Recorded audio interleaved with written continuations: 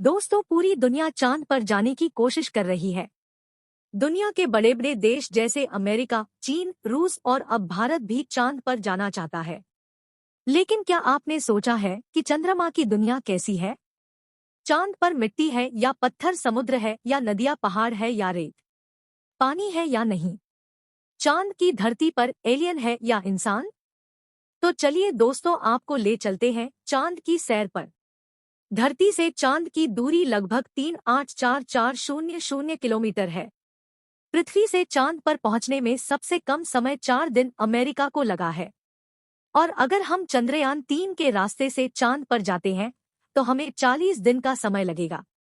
अगर यह मान के चले हम अमेरिकी स्पेसक्राफ्ट में बैठकर चांद पर जा रहे हैं तो हमें वहां पहुंचने में 4 दिन का समय लगेगा। 4 दिन के बाद हम चांद पर पहुंच जाएंगे और चांद पर उतरने के बाद जो हमें सबसे पहले दिखेगा वह है चांद की जमीन। आपको चांद की जमीन ऊपर खबर नजर आएगी। वहां पर आपको हर तरफ बड़े बड़े गड्ढे दिखाई देंगे। जब आप चांद की जमीन पर खड़े होकर ऊपर देखेंगे तो आपको हमारा खूबसूरत पृथ्वी नजर आएगा, जिसमें आपको पृथ्वी साफ साफ अपने अक्ष पर घूर्णन करती हुई नजर आएगी। लेकिन अगर हम चांद से खड़े होकर पृथ्वी को हजारों साल तक देखते रहेंगे तो वह अपनी जगह से टस से मस नहीं होगी। चांद पर गुरुत्वाकर्षण पृथ्वी के मुकाबले 6 गुना कम है। यानी कि चांद पर जाने के बाद हमारा वजन 6 गुना कम हो जाएगा। अगर पृथ्वी पर आपका वजन 60 किलो है तो चांद पर आपका वजन 10 किलो होगा। चांद पर उतरने के बाद आप अपने आप को काफी हल्का महसूस करेंगे। आप आसानी से चल पाएंगे। इसी कारण नील आर्मस्ट्रांग जब चांद पर चल रहे थे तो उछल कर चल रहे थे, क्योंकि दोस्तों चांद पर पृथ्वी की तरह चल पाना संभव नहीं है। चांद की सतह पर नील आर्मस्ट्रांग और उसके साथियों के पैरों के निशान अभी तक है। वहां का हल्का वातावरण होने की वजह से वह निशान नहीं मिटा। थोड़ा चलने के बाद जब चांद पर आप इधर उधर देखोगे तो आपको बहुत सारा कचरा, पेपर, बहुत सारे क्षतिग्रस्त सैटेलाइट और बैग्स मिलेंगे। यह सारा कचरा हम इंसानों के द्वारा फैलाया गया है। यह कचरा इतना ज्यादा है कि 5 ट्रक भर सकते हैं। चांद पर यह कचरा और पेपर अंतरिक्ष यात्रियों ने फेंक थे, जिसमें उनकी मानव मूत्र और उल्टियां हैं। जब आप चांद पर खड़े हैं तो आपको सबसे ज्यादा खतरा आसमानी मौत का है। चांद का गुरुत्वाकर्षण कम होने की वजह से इसके पास कोई वायुमंडल नहीं है। वायुमंडल के ना होने के कारण वहां पर रहने वालों के लिए उल्का पिंड, वेलकम पिंड से करने का खतरा लगातार बना रहेगा। यानी आप चांद पर खड़े हैं और पता नहीं कब आसमान से एक बड़ा पत्थर आएगा और आपकी मौत वहीं पर हो जाएगी। पृथ्वी से देखने पर जो चांद पर काले धब्बे दिखते हैं, असल में वह धब्बे नहीं, गड्ढे हैं। सूर्य की रोशनी नहीं पहुंच पाने की वजह से वह धब्बे नजर आते हैं। सूर्य के बाद आसमान में सबसे ज्यादा चमकने वाली जो चीज है वह है चंद्रमा।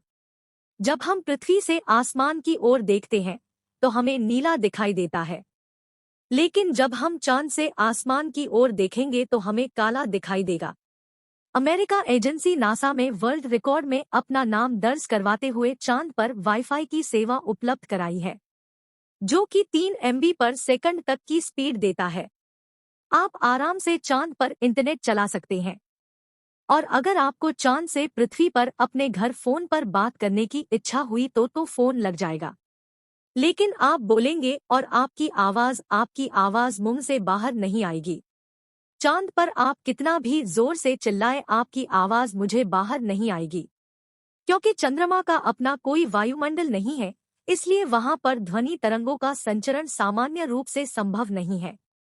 लेकिन चंद्रमा पर एस्ट्रोनॉट स्पेस सूट में रहते हैं, जिसमें ऑक्सीजन और नाइट्रोजन भरकर कृत्रिम रूप से वायुमंडलीय दबाव बनाया जाता है। इसलिए वह सूट में बात कर सकते हैं और उसमें लगे माइक्रोफोन की वजह से किसी अन्य व्यक्ति तक भी अपनी बात पहुंचा सकते हैं। भविष्य में अगर चांद पर इंसानी बस्ती बनती है तो यह संभव है कि टेलीफोन से बात की जा सकती है। चंद्रमा से पृथ्वी पर सिग्नल पहुंचाने में लगभग 1.27 सेकंड का समय लगता है। इसलिए पृथ्वी से संपर्क के दौरान आपको रुक रुक कर बात करनी पड़ेगी। तो अब बात करते हैं चांद पर दिन और रात की। चांद को पृथ्वी का चक्कर लगाने में 27.3 दिन लग जाते हैं और अपने अक्ष पर एक चक्कर लगाने में भी इतना ही टाइम लगता है। वही चांद पर एक दिन लगभग 14 दिन का होता है और रात भी 14 दिन की होती है। यानी चांद पर मौजूद वस्तुओं पर रात और दिन का बहुत असर होता है। रात में चांद का तापमान लगभग -153 डिग्री तक गिर जाता है। वहीं दिन में इसका तापमान 180 डिग्री सेल्सियस तक बढ़ जाता है। माना जाता है कि चांद का साउथ पोल ठंडा होता है। रात में तो वहां इतनी ज्यादा ठंड होती है कि पृथ्वी का कोई भी मनुष्य से वहां नहीं रह सकता। अगर वैज्ञानिकों की माने तो साउथ पोल दिन में भी बहुत ज्यादा गर्म नहीं होता है। रात का तापमान समय गुजारने के साथ ही गिरता है और बर्फ जमने लगती है। इन्हीं भयानक स्थितियों की वजह से चांद पर अब तक जो भी मिशन गए हैं वह सभी उत्तरी इलाके में किए गए हैं। चांद की अपनी कोई रोशनी नहीं है। चांद पर जो रोशनी नजर आती है वह सूरज से आने वाली रोशनी का रिफ्लेक्शन है। यानी अगर हमें सूरज रोशनी देना बंद कर दे तो चांद हमें कभी नजर नहीं आएगा। दोस्तों, चांद पर मौसम नहीं पाए जाते हैं क्योंकि परिक्रमा के दौरान चांद अपनी दूरी पर सिर्फ 154 डिग्री तक तिरछा होता है, जबकि पृथ्वी 23.44 डिग्री तक झुकी होती है।